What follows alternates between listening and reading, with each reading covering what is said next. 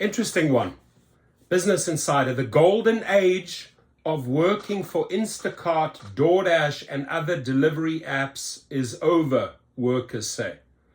Right? I wonder when they're going to start adding Uber and Lyft to the verbiage, because for many drivers after New Year's Eve, the relationship to them is over, right? If you want to stiff drivers and delivery drivers of their money, of their tips, you cannot expect love from gig workers, period. Tony Zhu knows that. Daryl Khosrowshahi knows that. David Risher knows that. But they march on. They march on with the same abuse and shenanigans. I'm telling you right now, the walls are going to come crumbling down in 2024, right? The pressure cooker is going to go off. There're going to be record amount of protests and strikes this year. I'm sure there are going to be more unions formed.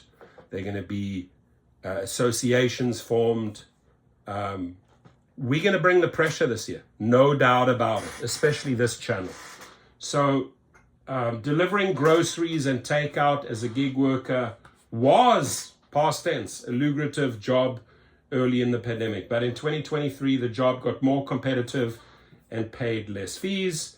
Workers said in dozens of interviews, many gig workers are deciding that a traditional 9-to-5 job makes more sense, right? So they're going back to 9-to-5 jobs.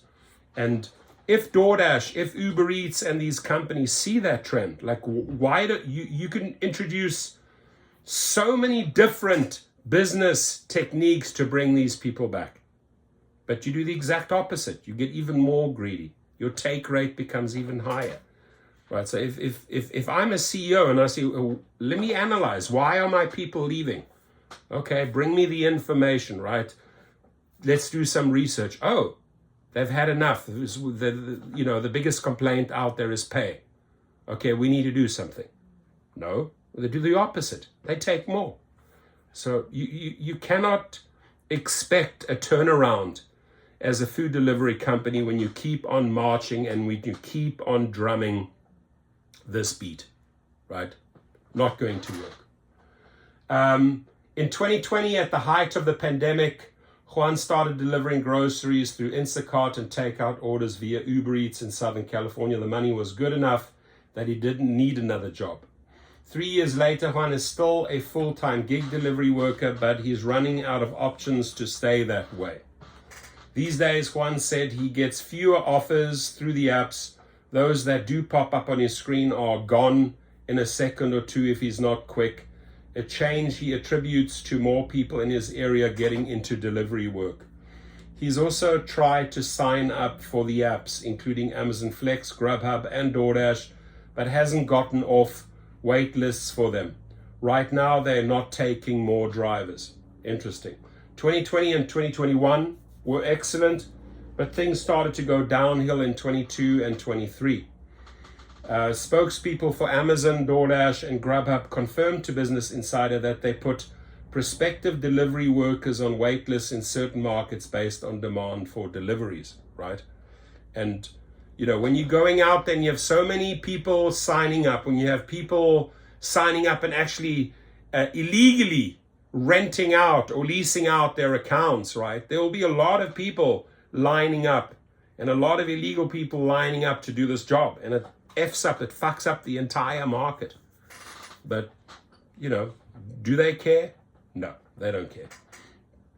Over the last several months, I've spoken with roughly 36 people who work for Instacart, DoorDash, Walmart, Spark, and other delivery services that rely on gig workers. By the way, all of these here, right? Instacart, DoorDash, Walmart, Spark, all of these food delivery, Uber Eats. If you were wrongfully deactivated, the link is below. Go to activationhero.com, right? We have a very, very high success rate with reactivations. We file the appeal, and if necessary, we file for damages. Yes, your lost earnings. Check it out at activationhero.com. Check it out, activationhero.com. Most of those conversations included a common theme. Working as a delivery driver got a lot harder over the past year. Lots of workers tell me that they got into delivering early in the pandemic when lots of people were willing to pay extra to have groceries, takeout, and other things brought to their door. But now things are harder. Just finding orders to deliver can be a challenge. Some services like Instacart have also cut base pay for delivering orders. Less than 10% of gig workers make over $2,000 a month, according to research from Pay Quicker, a payments company with clients in the gig work space. Here are some of the problems that delivery gig workers faced in 2023. I might be able to add several here. Varying from lower pay to greater competition to sudden deactivations, right? Lower pay, sudden deactivations, tip stealing tips, no safety. I'll add those two. Several workers declined to have their names used, citing potential retaliation from the apps. They're always worried about retaliation, which these companies are really good at, right? You rise up and speak against us, we will retaliate. Business Insider has verified their identities and status as gig workers. More competition, lower pay, and a rigid schedule. Many of the delivery services have pitched themselves for years to workers who don't want a rigid 9-to-5 schedule, right? A 2015 worker testimonial from Instacart is a great example, titled "How Instacart Shoppers Are Achieving Big Dreams on a Flexible Schedule." It features Greg F., an aspiring actor who made ends meet delivering orders for Instacart. "My availability changes every week in terms of rehearsals and auditions," right? So it's good. If you have the rehearsals and auditions and you want to become an actor, in between you do your food deliveries. But this was a quote from Greg in 2015. But working for the apps has started to look more like an office job, especially when it comes to working at a specific time, workers told Business Insider. Instacart encourages shoppers to hang out in parking lots near busy areas identified using color-coded heat maps. Business Insider reported earlier this year the company says that being near a busy store improves shoppers' chances of staunching orders. That's a contrast with past years when many shoppers could claim an order from home, even if they were miles away from a store. Now you're not really free anymore, one shopper in Utah told Business Insider. You're locked in. Earlier this year, Instacart told Business Insider that a majority of its contractors spend less than 10 hours each week doing work for the app. Let me just answer this quickly here. Overwhelmingly, shoppers say they choose to earn income through the Instacart platform because of the freedom and independence they get with flexible schedule.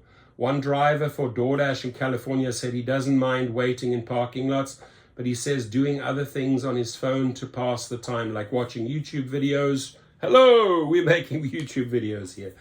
Has made him miss out on decent orders. It's like being clocked in, he said. You can't be on your phone. So you got to have two phones, my friends.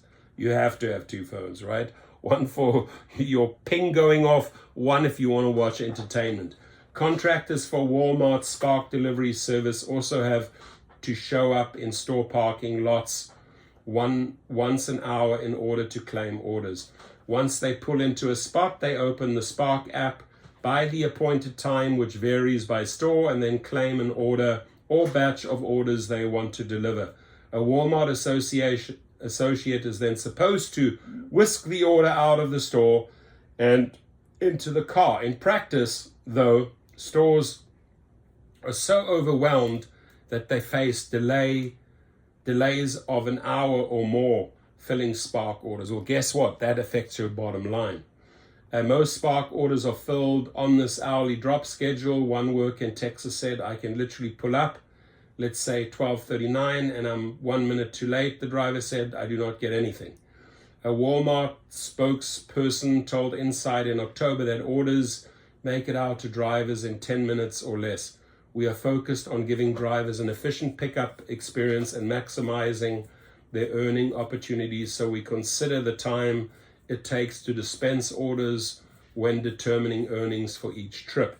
Then there's competing with all the other gig workers.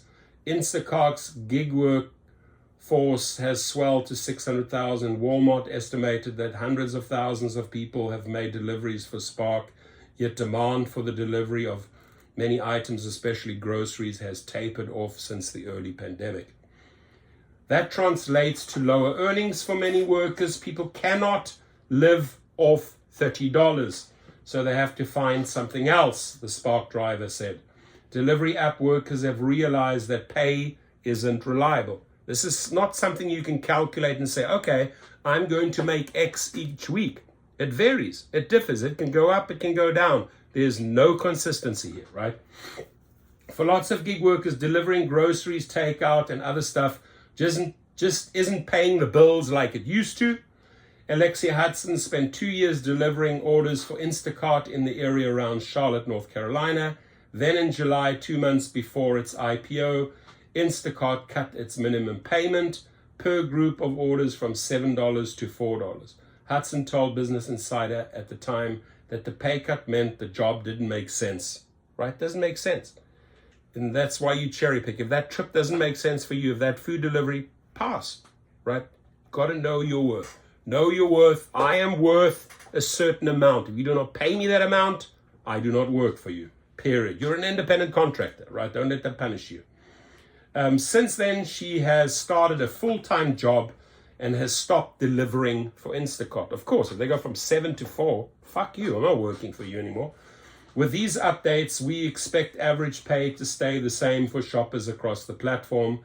Daniel Danker, Chief Product Officer at Instacart. I don't think so, Daniel. You drop it from 7 to 4, people will bail, right? Oh, will be the same. Expect average to stay the same. We know that not all orders are created equal, and we want to make sure shopper earnings reflect the effort needed to fulfill each batch. No, you're greedy, you want more. Just say it as it is. Others have followed Hudson in throwing in the towel. On gig work, demand for delivery services has fallen since early in the pandemic, a report from the Bank of America Institute published in April found.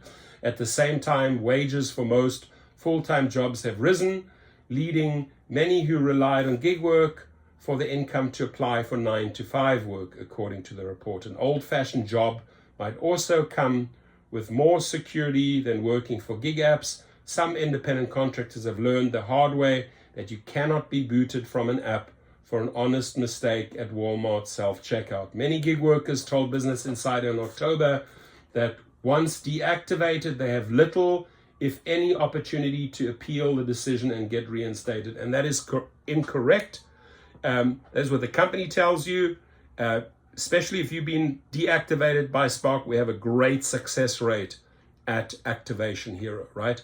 Appeal goes out, this is where they hurt. When you say, hey, I have lost X amount of dollars on Spark delivery dollars, I want that money, and you come with your argument to the judge and show that they wrongfully deactivated you, you get those dollars back. So let us help you at Activation Hero. New laws in some big cities aim to improve conditions for gig workers. In Seattle, for instance, laws mandating that some gig workers get sick days and minimum hourly wage of $17.27 will take effect in January.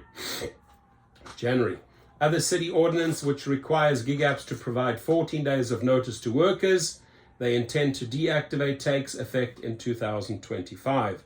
Last month, a state appeals court judge upheld a New York City law that would require Doordash, Grubhub, and Uber to pay food delivery workers at least $17.96 an hour, the city's minimum wage. The companies that employ delivery workers oppose the laws.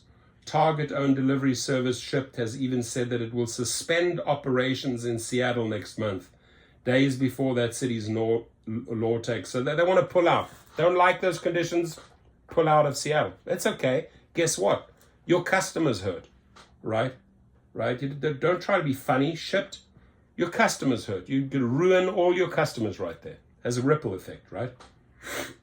For most workers like Juan in Southern California, getting out of the gig economy entirely seems like a better option. Obviously, the slice of the pie is getting smaller and smaller for me. He said, I'm looking for a proper job right now. And by the way, this is how many Uber and Lyft drivers are also thinking, because they know the golden age. They know the times when they made money, right? And when you look at it then and now, slim pickings. Slim pickings, very, very little left.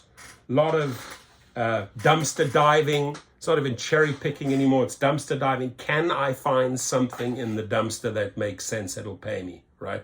Because guess what? I know my worth. I am worth it. You're not paying me my worth. So fuck off. I'm going to go somewhere else. End of story. It's easy, right? You don't take care of me as a Doordash driver, as an Instacart driver, as an Uber Eats driver, Uber or Lyft driver. I go elsewhere.